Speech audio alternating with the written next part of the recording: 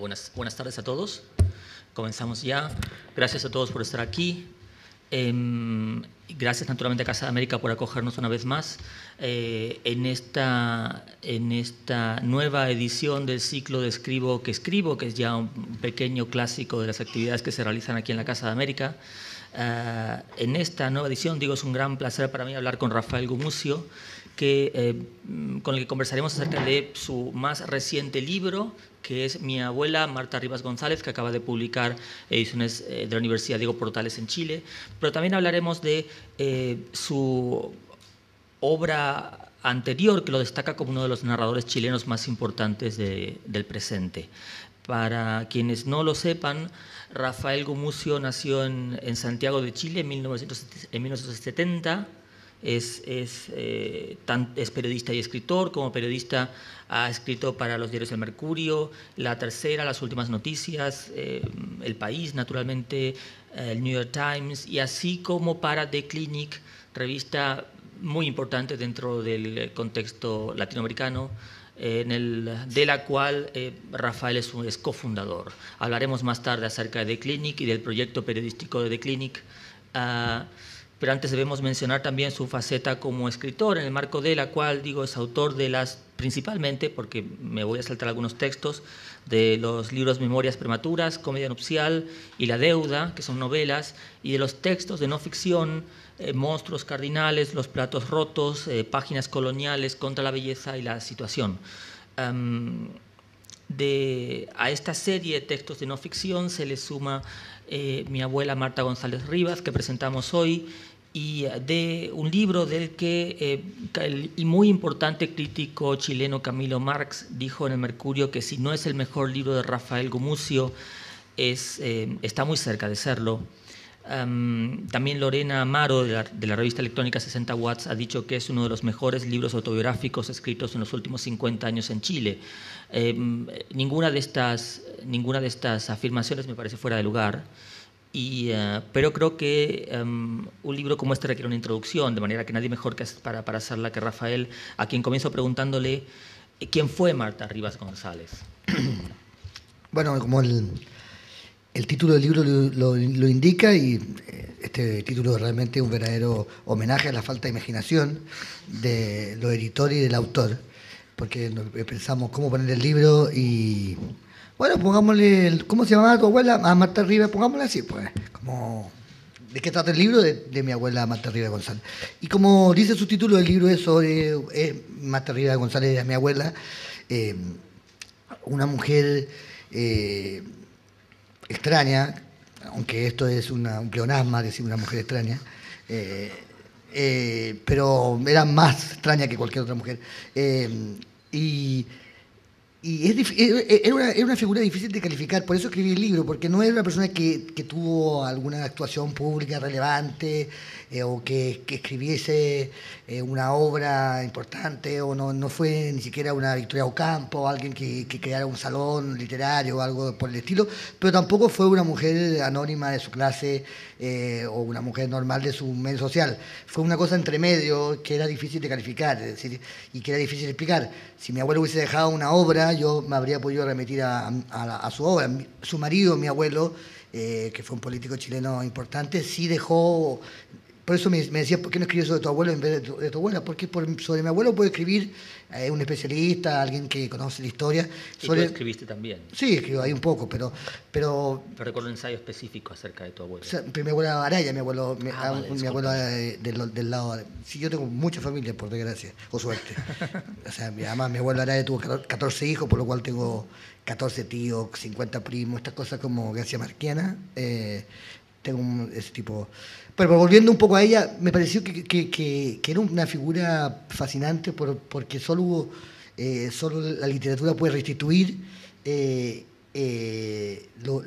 este lugar extraño de un personaje que vivió intensamente, que dejó una estela en las personas, pero que no dejó una obra establecida a la que uno pueda recurrir. Y entonces me dediqué a escribir sobre ella. Era una persona básicamente oral,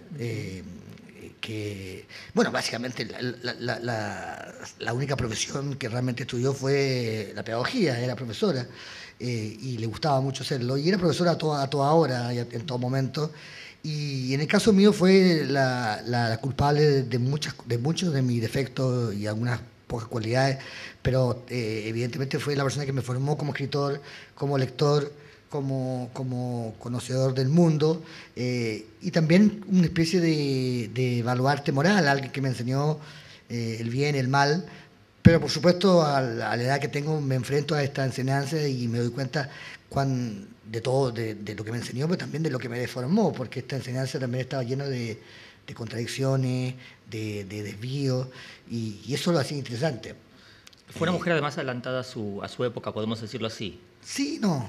Ujú. Eso también me interesó, porque en apariencia era totalmente una mujer avanzada a su época, una mujer que usaba pantalones cuando todo el mundo usaba falda, que Estaba a era... favor del aborto. Sí, cada vez que alguno de mis primos tenía una novia, le hacía una clase de anticonceptivo y hablaba del aborto como si fuera unas vacaciones, como que algo que había que promover, y era izquierda, estaba por la Unidad Popular. Eso era todo lo aparente, pero en el fondo fue también una mujer que estuvo casada 50 años con el mismo marido, nunca se separó, y la gente que se separaba le parecía tonta.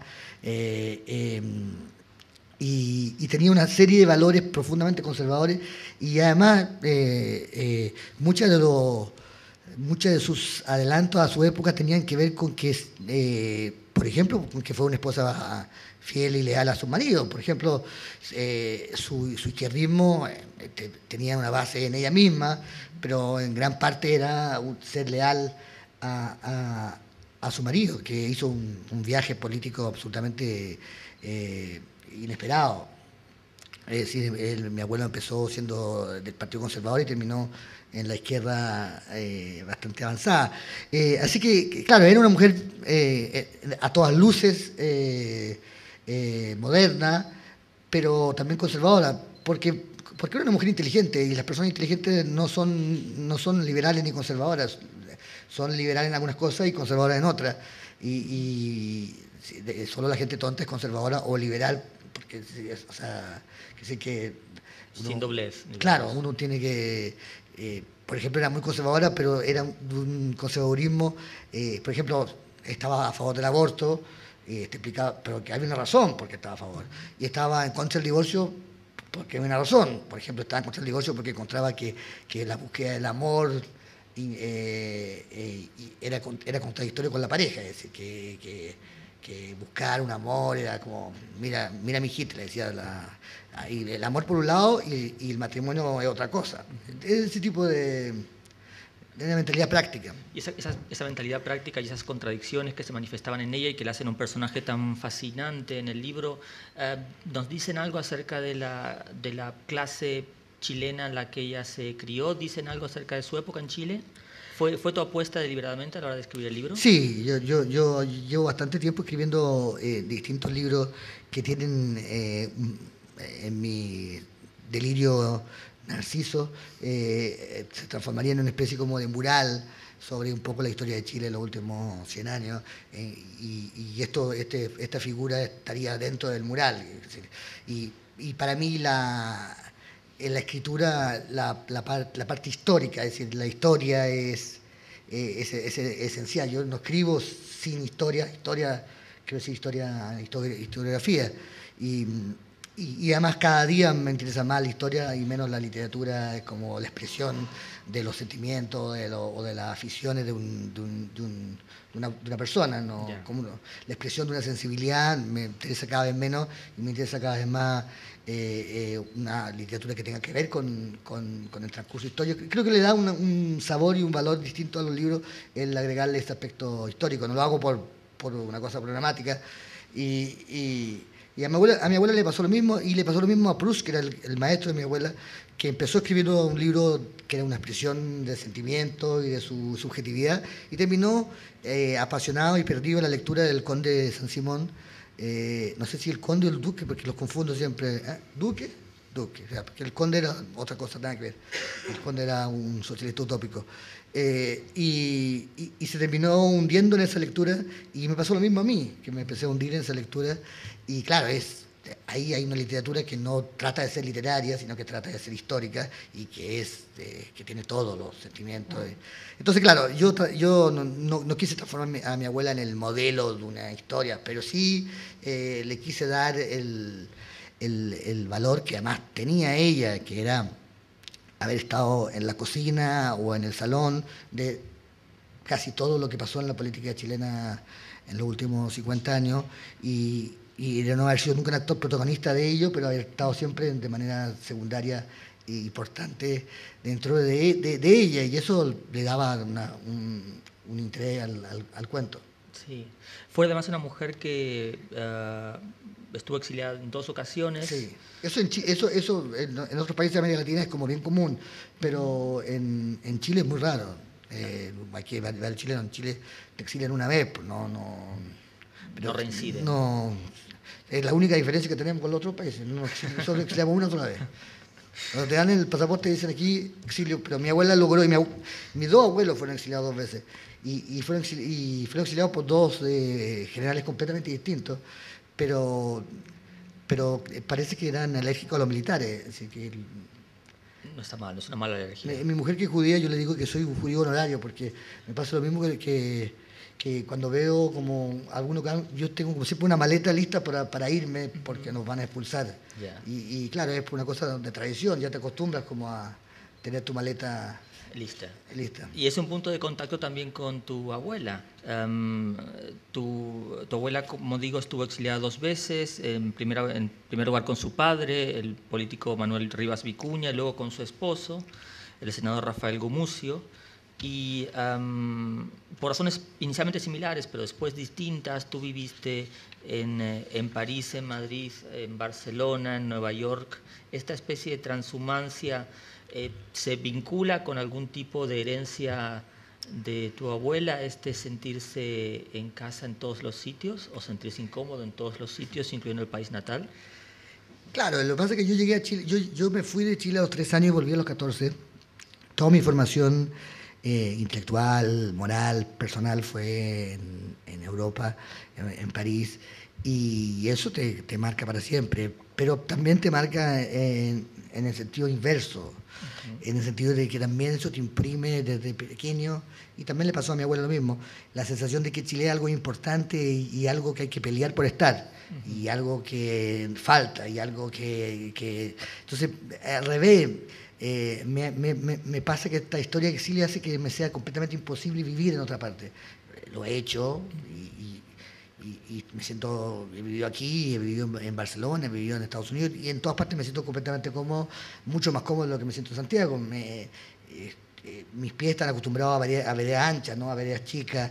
Estoy acostumbrado a ciudades agitadas, estoy acostumbrado a no andar en auto, sino que andar en metro. O sea, mi naturaleza responde a ese modelo, pero por otro lado siempre en mi cabeza fue impreso de manera casi fatal. Hay que volver a Chile, hay que hacer cosas en Chile, hay que trabajar en Chile, hay que publicar en Chile, es como el sitio en el que las cosas eran reales. El resto es irreal, y yo creo que a ella le pasaba lo mismo. Varias de sus hermanas vivieron en Europa toda su vida, y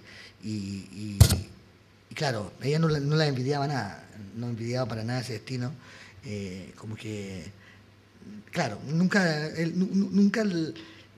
para mi abuela y para mí, nunca vivir fuera de Chile ha sido un horror, pero nunca ha sido un premio, como lo es para muchos chilenos, porque a la parte de los chilenos vivir en Chile ha sido como lo que les tocó y como una especie de condena, y luego cuando viajan dicen que se sienten aliviados, y a mí no me pasa eso. Y además, otra cosa que me pasa es que estoy en Chile y como que todo me parece como sorprendente, extraño, divertido.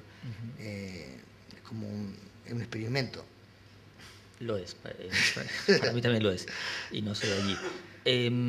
Tu abuela parece haber sido también muy influyente a la hora de convertirte en escritor, Sí. a pesar de que, y la frase aparece citada literalmente en el texto, no, ella te dijo en alguna ocasión: no entiendo qué huevada más grande, ¿has visto algo más latero, es decir, aburrido, que escribir? Sí, era la típica contradicción suya. Yo había decidido ser escritor antes de mi abuela, pero había decidido ser escritor por un motivo absolutamente inconfesable, es porque veía en Apostrophe de Bernard Pivot que los escritores eran gente que no se peinaba, que podía decir lo que quería y que la gente respetaba. Decía, bueno, si hay una producción en que no hay que, no hay que peinarse, voy a decidir eso. Fue una cosa de sentido común, digamos, de todas las producciones posibles. Viendo mi poca afición a peinarme, dije, esto es lo mío. Es vocacional. Vocacional. Pero claro, yo quería ser escritor porque quería ser escritor. No había leído, hasta entonces solo leía libros sobre animales en vía de desaparición y más bien mi cabeza era más bien científica. No tenía ningún... no es que amaba los libros y luego me hice escritor. Pero claro, ahí al conocer a mi abuela... era entrar como en la sopa misma de la cultura, y era un baño permanente y además inevitable, porque era como por todos lados. Es decir, te contaba los libros, tú tenías que leerlos. Recuerdo que jugábamos a un juego que hacíamos mímica y teníamos que descubrir qué novela era. Si tú hacías una mímica y de repente te decía Guerra y Paz. Era muy difícil. O hacía también unas cosas así como que hacía adivinanza, te decía, la novela donde una muchacha se lava los pies en un río y esto provoca es muy importante, es importante en la novela. Y novela que una muchacha se lava los pies en un río, era El Quijote. Ah, vaya. Y era como que te buscaba como un detalle... significativo para que tú extrajeses de ahí. No, un detalle sin importancia en la novela es muy difícil de adivinar, porque te decía después Guerra y Paz. Dije el final, pero dice, unos novios deciden aplazar su matrimonio 2 años y pasan muchas cosas y al final no se casan. Y eso era Guerra y Paz, como que era como un juego de adivinar la cosa menos importante de la novela, pero darle... Y al final Guerra y Paz es eso, la historia de una pareja que decide darse un tiempo para casarse, lo que es un error fatal. En esa época sobre todo. Sí. Nadie se casa si ya se da un tiempo. No, sobre todo si va a ser una guerra de por medio. Es lo contrario del suicidio, que tú sabes que Cioran decía que cuando la gente lo llamaba para suicidarse, él decía, suicídese, tiene toda la razón del mundo, pero espere 48 horas. Y nadie se suicidó. Claro, sí. Tu abuela parece haber sido la autora una magnífica autora de literatura verbal. Sí. Literatura oral. Hay algunas frases que he entresacado del libro, hay muchas que podría citar, pero las que me han parecido realmente fantásticas son las siguientes. La primera dice: la vida del ser humano limita al norte con su cabeza, al sur con sus pies, y etcétera. Los demás son países vecinos. Eso es genial. Luego decía, le dijo al cura en una ocasión: pequé mucho, pero no voy a pecar más porque no tengo con quién. Y luego esta frase que recuerdo haber leído inicialmente en el libro que, digamos, completa este libro, que es Los platos rotos, sí, ¿no? Que es la famosa frase de tu abuela que dice que Chile se fastidió el día que por puro miedo a los rotos los caballeros se volvieron rotos también. Claro. Los rotos son los pobres en Chile. Claro, dijo Chile se echó a perder cuando los caballeros se volvieron rotos de puro miedo a los rotos, y entonces le decía, y bueno, y los rotos se volvieron caballeros, eso no pasó, todos se volvieron. Tenía muchas como hallazgo eso, pero uno de los que tú trajiste ahí no era verbal, sino que ella escribió un diario y lo transcribió y quería publicarlo, pero nunca se atrevió a hacerlo, y la verdad es que yo hice un acto de maldad porque puse un pedazo del diario y el diario entero son pocas páginas, pero el diario entero es muy bonito, tiene una forma de escribir como, aquí los chilenos acá entenderán, pero es como una especie de Violeta Quevedo, pero inteligente. Violeta Quevedo es una mujer de clase alta que hizo un viaje y escribió un libro muy inocente, muy naif, y muy divertido de leer, que dice, la torre de Pisa es inclinada por fuera y muy desordenada por dentro, cosas como esa, era como... Bueno, y mi abuela, algunas cosas traje ahí. Y además publicó sí un libro que es un libro que hizo sobre Proust, y que es un libro muy interesante, con una tesis bastante original, que era, ella estudió la Fête Dreyfus en la novela en Busca del tiempo perdido, y se preguntaba por qué este acontecimiento político, de todos los que sucedieron en la época en que sucede la novela, por qué ese acontecimiento político y no otro, y qué rol tiene ese acontecimiento político dentro de la novela, y por qué Proust pone el caso Dreyfus y era muy interesante, muy llamativo. Lo hizo al final de la Unidad Popular, y el crítico oficial de entonces, Alone, que era un proustiano fanático, pero al mismo tiempo alguien que estaba metido hacia la derecha, le hizo una crítica muy destructora, y luego le dijo en privado que le había gustado mucho el libro, pero que no podía defenderlo por motivos políticos. Y esto la desanimó a seguir trabajando. Precisamente tu abuela fue la que te dio a leer a Proust. Sí. Ese magisterio, digamos, parece extenderse a lo largo de todo tu trabajo, que está muy cargado de una impronta proustiana, no solamente en el proyecto de, digamos, contar una época a partir de una serie de destinos individuales, sino también en en ciertos tonos y ritmos de la prosa. ¿Lo has pensado así? No, sí, lo que pasa es que me pasa a mí con Proust lo mismo que pasa con Woody Allen, que cuando vi la primera película de Woody Allen me sentí muy violado, violentado, porque era lo que yo había vivido y lo que yo llevaba viviendo y haciendo durante toda mi vida, y ya estaba hecho, entonces me sentí como muy desposeído, y me pasaba lo mismo con Proust, y ahí lo cuento en el libro, pero yo había escrito a los 16 años una especie de autografía muy, digamos, kitsch, pero bueno, tenía 16 años, se me puede disculpar. Pero el comienzo de este libro, que no lo escribí sin haber leído a Proust, era un niño que estaba tratando de dormir y escuchaba una fiesta de su padre y quería que su madre lo besara. O sea, era exactamente el mismo comienzo, pero yo no lo veía, no. Entonces, claro, leer a Proust no era leer a un autor ajeno, era leerme. Y también me pasó lo mismo que con Woody Allen, y aún peor, porque es como, era lo que tenía que escribir yo, era lo que yo había venido a escribir, y toda mi vida literaria ha sido tratar de buscar algo que no, como buscar un tema que no sea el proustiano. Y claro, hay mucha vaso comunicante y cercanía, y un autor que me influyó mucho. Sin embargo, y como cuentas en el libro, a pesar de que tu abuela te estimuló tu inexistente vocación literaria hasta el punto de que convertir una serie de intuiciones en una vocación, también te bajó el pulgar en algún momento y decidió que no ibas a ser escritor. Claro, es que uno escribe por venganza, por lo menos yo. Y esa era la venganza como que tenía preparado, era como, porque claro, me empujó, y cuando lo hice, me bajó, no me ayudó, no, esto es parece como un problema de pueblo, pero es como un cotillo, pero no me ayudó, y me preguntaba yo por qué. Yo creo que y encontré como dos soluciones al problema. Yo creo que por un lado, ella sentía una cierta envidia, una cierta distancia con que lo hubiese hecho, y por otro lado también vio claramente que la vida literaria era una vida absurda, llena de ridiculeces, llena de desengaño, en que además, por más talentoso que tú quieras ser, tú no vas a ser Proust. Y además, en el caso mío, lo tenía más que claro. Entonces, por un lado era porque me quiso proteger, porque quiso salvarme, porque por una cosa afectuosa, y por otro lado también era por una cosa...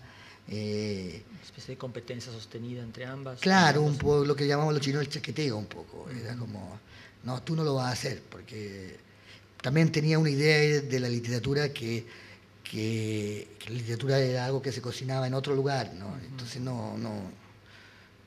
tu nieto no va a ser era una cosa compleja. Tenía a su vez también opiniones bastante contundentes sobre la literatura. Una de ellas que aparece mencionada en el libro, dice, la gente que escribe, y habla aquí Marta Rivas González, la gente que escribe se vuelve agria, te caga el carácter escribir tanto.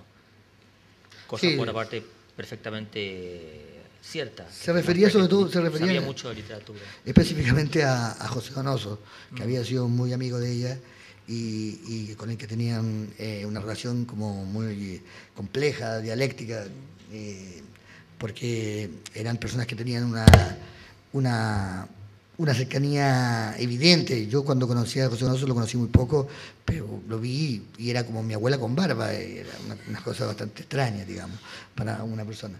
Y por eso no tuve ningún interés después de conocerlo mayormente, porque no sentía que mucho de lo que me podía haber enseñado eran cosas que mi abuela ya Claro. me había enseñado. Y mi abuela tenía con Pepe Donoso, por un lado lo admiraba, pero era un poco lo mismo que me pasó conmigo, era como que, o sea, ya, Pepe, pero tú no vas a, tú no eres Proust, y tú no vas.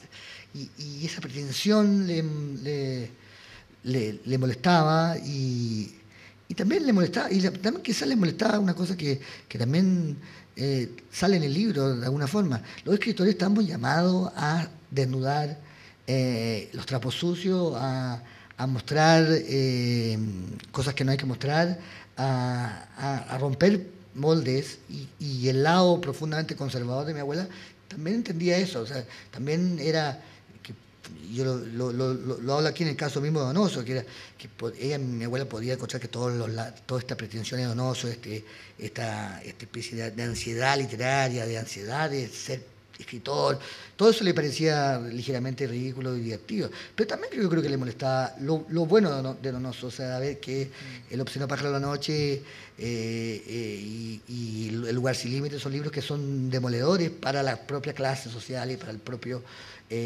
modus vivendi chileno. Entonces, es difícil saber dónde está la frontera entre una cosa y la otra.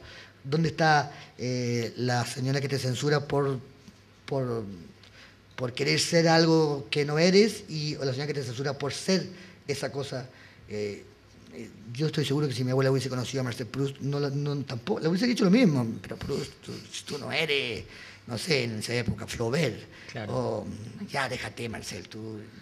Pues, además son muy chilenos, no sé, Joaquín Barbello decía que si Napoleón hubiese nacido en Chile, no habría llegado a ninguna parte porque le habría dicho, no, Napoleón, ya déjate cosas, no sé, como que... No, hay un tipo, Beethoven, un gran músico. Pero si yo lo conocí, era sordo como una tapia.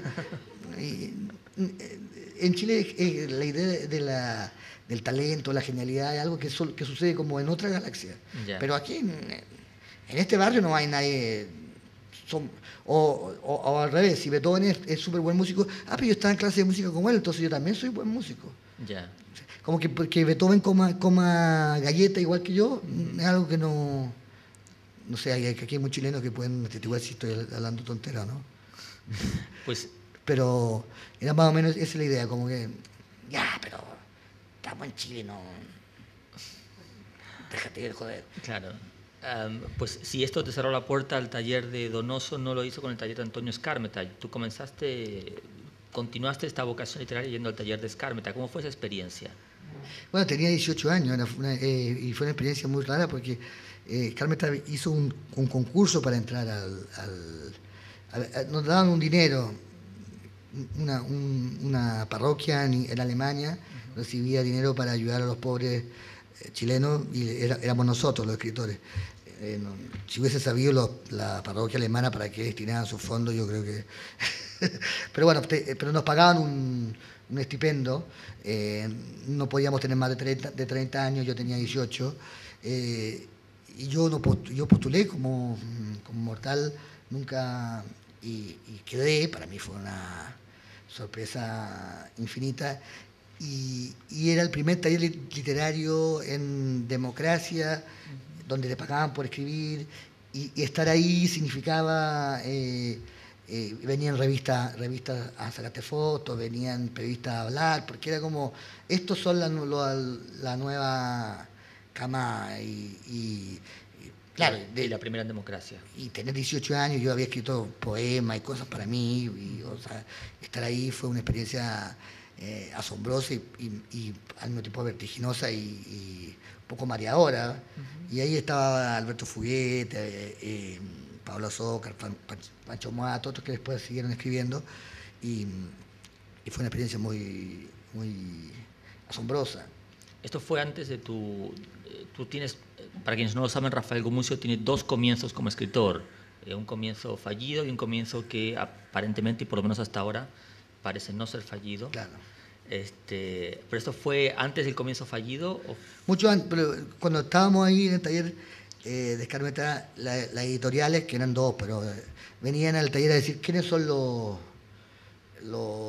jóvenes de talento. Y entonces Antonio me puso a Azócar, a Fuguet y a mí como a ellos los publicaron y a mí no, porque el libro... Y entonces... Pero era muy divertido porque yo estoy escribiendo una cosa sobre eso y por eso me acuerdo, pero porque me rechazaban los manuscritos, pero me los rechazaban de tan buen modo que parecía que me lo hubiesen aceptado. Que lo único que querían era aceptarme, querían publicarme, pero el libro no les convencía. Entonces me decían, bueno, pero vuelve a intentarlo, por favor, no creas que este rechazo significa nada. No. Y entonces yo volví a intentarlo hasta que al final lo logré. Y el libro recibió una crítica unánimemente mala, no tuvo muchos lectores y ingresé directamente de estar en la lista de apetecibles por la editorial a estar en la lista negra que nadie quería publicar. Fuiste considerado, si no me equivoco, el peor escritor de Chile. Bueno, no, es un gran mérito. No estaba solo en esa, pero no, lo que pasa es que era en un programa de televisión y a una periodista famosa en esa época le preguntaron, a ver, pero dile cuál es el peor escritor de Chile. Entonces, no puedo decir eso, es bueno. Mira, Rafael Gumucio sin duda, como diciendo una respuesta evidente para salir del embrollo. Y había un amigo mío que lo estaba viendo y me dice, pero prende el televisor, tienes que ver esto. Se moría la risa, porque los amigos son así. Sí. Pero fue muy bueno para mí todo esto. Lo pasé muy mal. He contado esta anécdota 3.000 veces, pero estaba yo en Londres cuando salió la crítica en el Mercurio de este libro. Estaba yo en Londres visitando amigos y entonces llamé a mi mamá y le dije, no había internet en esa época, estábamos hablando del 95, le dije, mamá, quiero, pucha, siento que en Chile está en mi lugar, yo estoy aburrido aquí en Londres, quiero volver luego, siento que en Chile como que la gente me quiere, me siento más parte de allá, y mi mamá me decía, no encuentro que te quieren tanto, no, yo prolongo el viaje, no, cosa que no es muy natural de mi mamá. Yo creo que estás bien ahí, yo creo que mejor que te quedes, no te preocupes, ¿no? Y yo decía, qué cosa más rara que mi mamá quiera que yo me quede. Entonces estaba haciendo un gesto de cariño después de todo. Y ya, claro, llegué al aeropuerto y me entrega la crítica del Mercurio, que en Chile es como la crítica canónica y la crítica era una especie de juicio porque quien la hizo era un abogado, entonces te hacía como un juicio con mérito y desmérito y luego era la condena eran 5 años sin escribir o sin publicar. La crítica se llamaba A patadas con las palabras, te puedo decir, eso era como cosa que después consideré como una especie de halago, porque la verdad es que yo desde entonces he escrito A patadas con las palabras, me parece que definió tu carrera. Sí. Después el mismo crítico habló muy bien de la otra. El segundo comienzo fue mucho mejor, gracias a un libro llamado Memorias Prematuras, que tenía de prematuras tan solo la edad de su autor a la hora de ser publicado, porque era un libro que publicaste con 23 años, si no me equivoco. No, lo publiqué cuando tenía 29, pero el libro termina cuando yo tengo 23. Vale, de acuerdo. Pues entonces, igualmente era una memoria prematura, en la cual, por otra parte, se producía ya esta mezcla entre historia personal e historia nacional, que aparece muy presente en Mi abuela. Y allí decías, por ejemplo, acerca de tu abuela, que le era imposible separar la historia de la geografía e imposible no comprender la historia como una anécdota de familia. ¿Te sucede a ti en virtud de tus orígenes, de los grandes nombres que conforman tu familia? Sí, pero ¿Te resulta, dicho de otra forma, podrías escribir un libro como Memorias Prematuras o como Los Platos Rotos, omitiendo el carácter que tu familia, el papel que tu familia ha jugado en la historia chilena? sí, sí, pero también, también para mí, también escribo sobre eso porque para mí es una sorpresa, es decir, eh, eh, y quiero decir que yo tengo este apellido, tengo estos parientes, pero yo, por circunstancias, yo fui criado en un colegio público, eh, en Ñuñoa, una vida de clase media, mi casa era pequeña. Entonces, yo iba donde mi abuela los sábados y los domingos y me empapaba de esta historia y me fascinaba porque era una forma de arribismo, pero no, yo no pertenecía, no era mi ethos natural. Sí. Y es por eso es tan importante mi literatura. Los que son realmente de clase alta, bueno, no les parece tan. De hecho, muchas veces, después, como yo estudié en este colegio público y después estuve en una universidad barata, no conocía ninguna persona de la supuesta clase social a la que yo pertenezco. Los conocí muchos años después cuando ya a través escribían y entonces tenían que ver con él. Y entonces yo los conocía y decía, ¿tú cómo te llamas? Pero tú eres nieto de la. Y todos mis amigos que tenían 20 años, 25 años, les parecía una especie de personaje transbiótico, alguien que les preguntaba por su abuela. Y yo les decía, no, es que yo fui muy amigo, y soy muy amigo de tu abuela. Y todos como que, ya, pues, ya, sí, sí. ¿Por qué freak? Que una persona de tu misma edad te hable de la amistad de su abuela.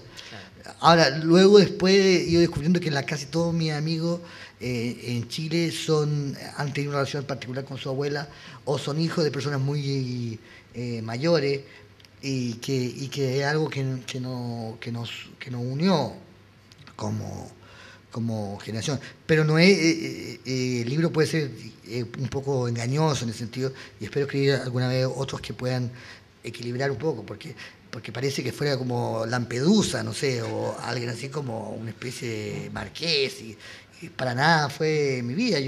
Bueno, mencionas en el libro que tanto tú como tu abuela podían identificarse perfectamente con el personaje de Toño Kruger, de Thomas Sí, Mann, sí. que está en un baile al cual él sabe que no pertenece, Claro. excepto en la situación de quien observa a quienes bailan, ¿no? Claro. Esa es su única forma de pertenecer. Claro, por eso escribo, porque estoy en ambos mundos.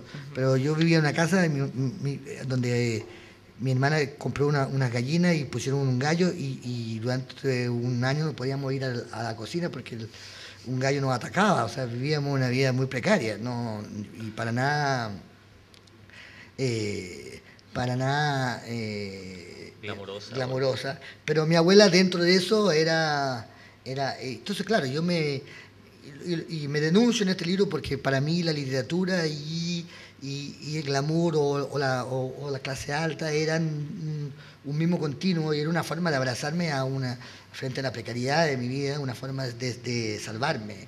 Sí. Porque además el colegio en Francia me recordaba cada cierto tiempo que era un inmigrante y que mi destino era trabajar en una charcutería o algo así. Entonces mi abuela era mi única esperanza, que me decían, no te preocupes, haga lo que hagas, no te vas a estar salvado. Y así resultó ser, pero yo no lo tenía para nada claro. Entonces era interesante eso. Además que era como. También mi abuela como que me enseñó una cantidad de cosas que el resto de mi familia no carecía. Por ejemplo, sentido común. Por ejemplo, sentido del dinero. Dónde arrendar un departamento, cómo. Como cosas prácticas, muy. Y eso era algo que yo necesitaba en ese momento. Comprendo. Tengo 3 preguntas más. Me gustaría que leyeses un poco sí. Antes, después, pero las voy a hacer rápidamente. No sé si es consciente de esto, pero eres uno de los escritores chilenos más prolíficos de tu generación. Chuta. ¿Responde a algún tipo es una intención programática tuya? ¿Es el resultado de la demanda de los medios o de las editoriales? ¿O es puede ser que una incontinencia verbal? Quizás podrían decir que los otros son bastante poco activos. Claro, hay una cierta... Son muy cuidadosos y mi generación, eso no habla mal de ella, sino que al revés, pero son más cuidadosas. También en esto yo soy un poco... como en la clase social también estoy un poco entre medio, porque generacionalmente hablando no pertenezco a la generación de la nueva narrativa chilena, ni pertenezco a la generación de Zambra o de Alejandra Costamagna. Estoy, por edad pertenezco un poco a las dos y por fecha de publicación también un poco a los dos. Entonces, claro, yo nací en un momento en que lo prolífico era normal. Y no soy tan prolífico. O quizás es que si supieran la cantidad de libros que boto a la basura y que termino, novelas que escribo, ahí sí que se darían cuenta de lo prolífico que puedo ser. Porque entre un libro y otro hay 4 o 5 que son intentos que incluso han pasado por corrector y que no... Déjame que te lo pregunte entonces desde otro ángulo. ¿Cómo escribes regularmente para la prensa? Al tiempo que también estás produciendo una obra literaria de ficción y de no ficción. ¿Cómo se comunican ambas instancias? ¿Una empuja a la otra? ¿Son los libros el resultado de cosas en las que piensas cuando estás haciendo periodismo? ¿O bueno, el periodismo por otras razones? Fue una idea de subsistencia que se transformó en una pasión y que tiene que ver con un carácter que tenía yo antes de cualquier cosa. Y claro, sí me sirve, hay muchas cosas, muchas ideas que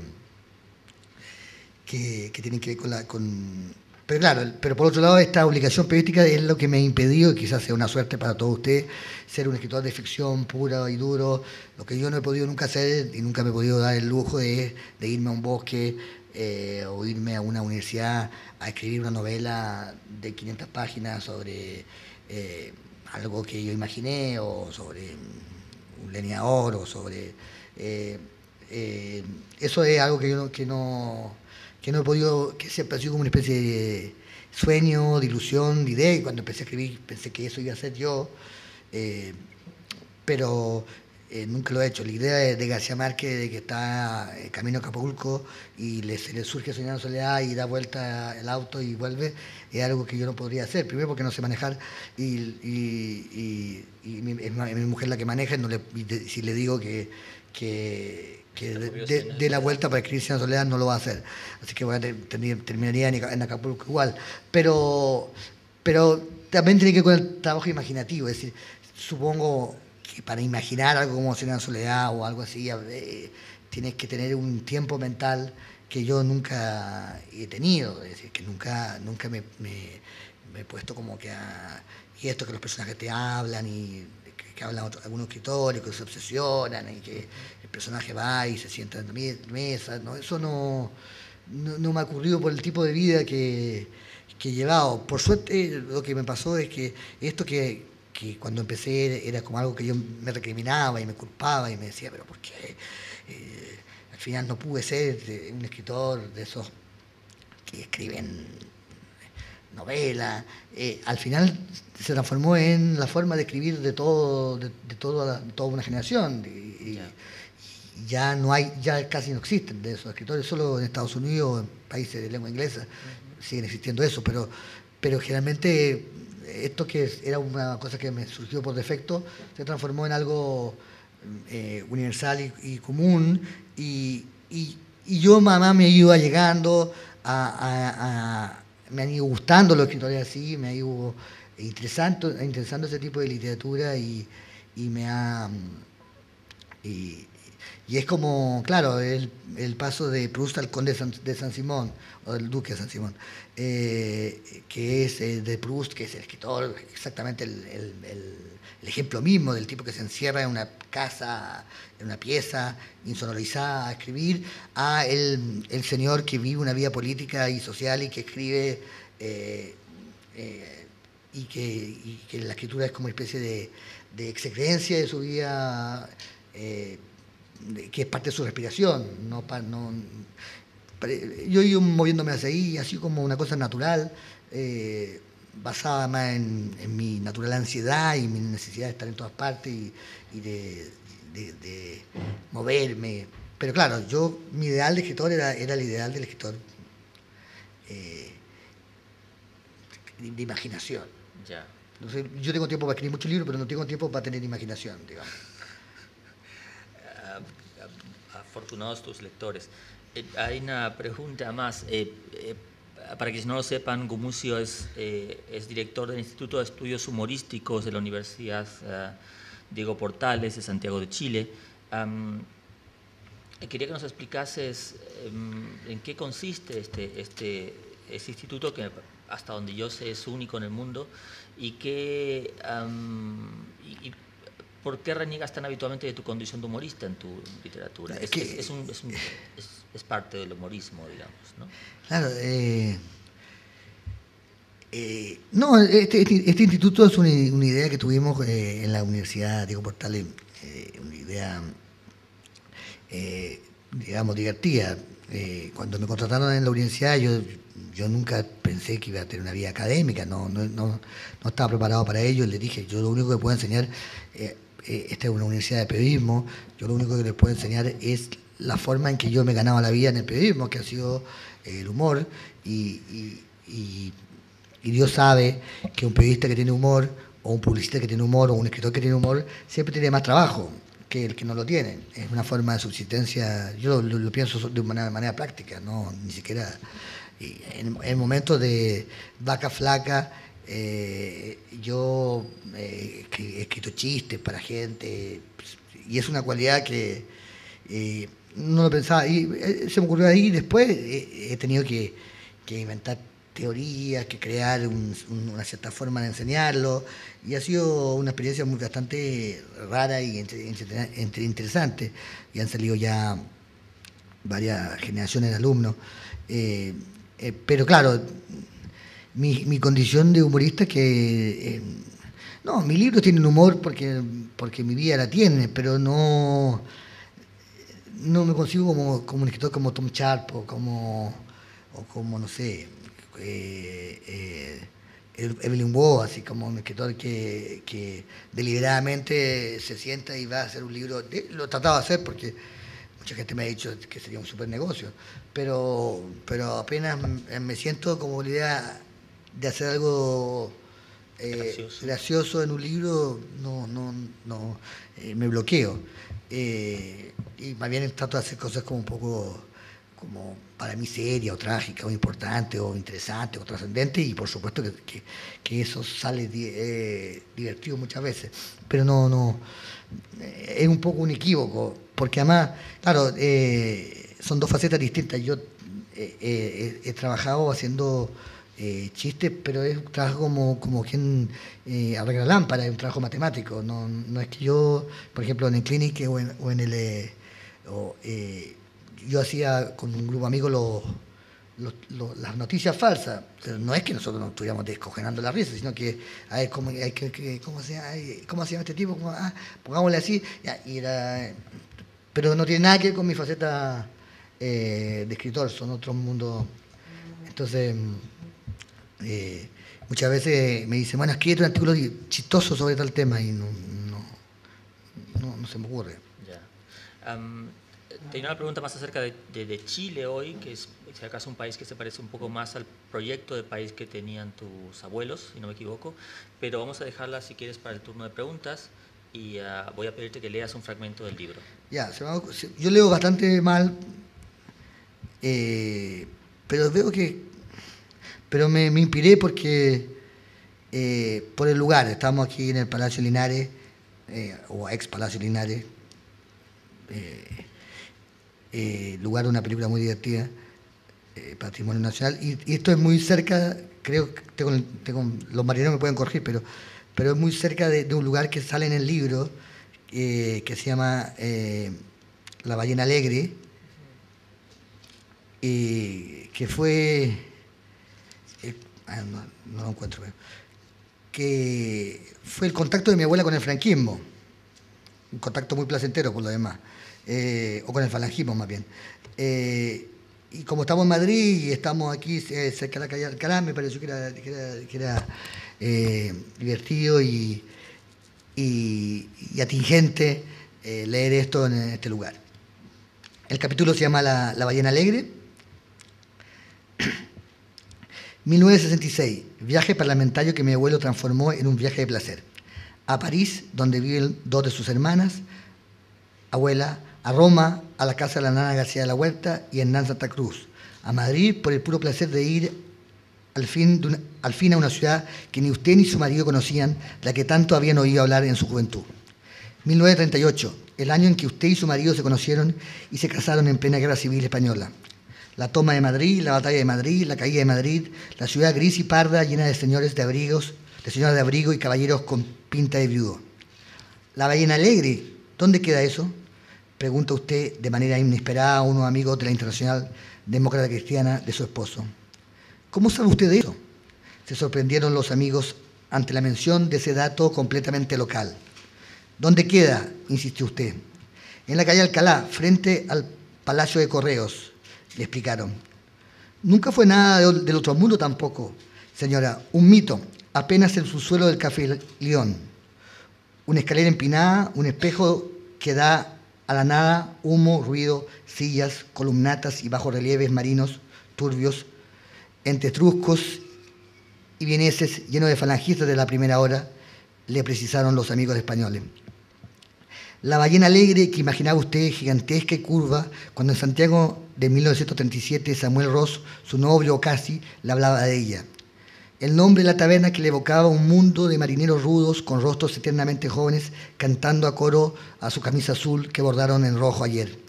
Dionisio Riru, nunca puedo decir esto, pero... Eugenio Montes, Ernesto Jiménez Caballero, Luis Rosales, Rafael Sánchez Maza o Agustín de Foxá. Nombres sonoros, duros, caballerescamente heroicos, le parecía a usted cuando los nombraba Samuel.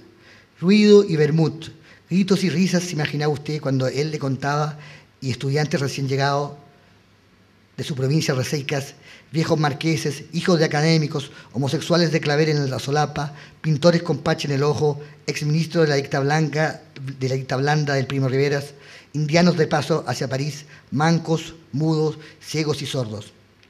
No queda nada de eso, Samuel, pensaba ya convertida en la esposa de otro. Nada que decir, nada que callarse.